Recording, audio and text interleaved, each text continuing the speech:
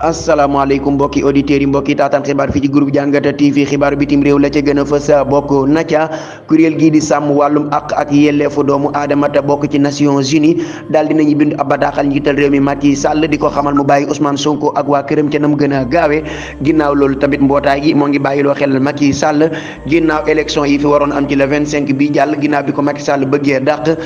sarti nday réew mi daal di koy bañ wax Macky Sall mu daal di jàpp élection yi dans les meilleurs délais ginnaaw bi Macky Sall génne ngir daal di wax ne ànd na ci li conseil constitutionnel wax boobee ba léegi nag Macky Sall jàppagul élection yi waa Nations Unies di ko woo ngir mu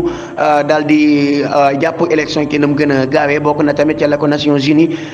di xamal wala bokk kuréel gi di sàmm wàllum àq ak yelleef doomu aadama te bokk ci Nations Unies bokk na ci la ñuy xamal njiital réew mi Macky Sall mooy daal mu bàyyi ñim jàpp ci opposition bi te tegu ko fenn kon daal mbokk yi maa ngay wéyandi ci assemblée nationale bu Angleterre ñoom nag daal di nañuy def ab communiqué di xamal njiital réew mi Macky Sall parti Pastef bi nga xam ne tasoon na ko muy ex Pastef mu daal di koy delloowaat fa mu nekkoon muy Pastef niki noonu mu bàyyi Ousmane Sonko ak mboolem détenu politique yi ñuy jàppoon loolu daal assemblée nationale bu Angleterre ñoom nag seen assemblée ba dafa rectangulaire bokkut ak assemblée yi ñoom daal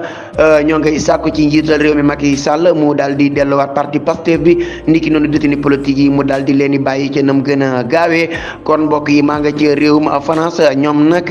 ñoom ñooy pays bi njëkk daganal wàllum avortement ñoom nag ci réew ma daal daganal nañ ko tollu diggante dem yàq ëmb ba kon daal njiim réewum France ñoom ñoo ngi jëm ci ak torox tànge ginnaaw bi ñu dagalee ci réew ma avortement ñoom ñoo ko njëkk daganal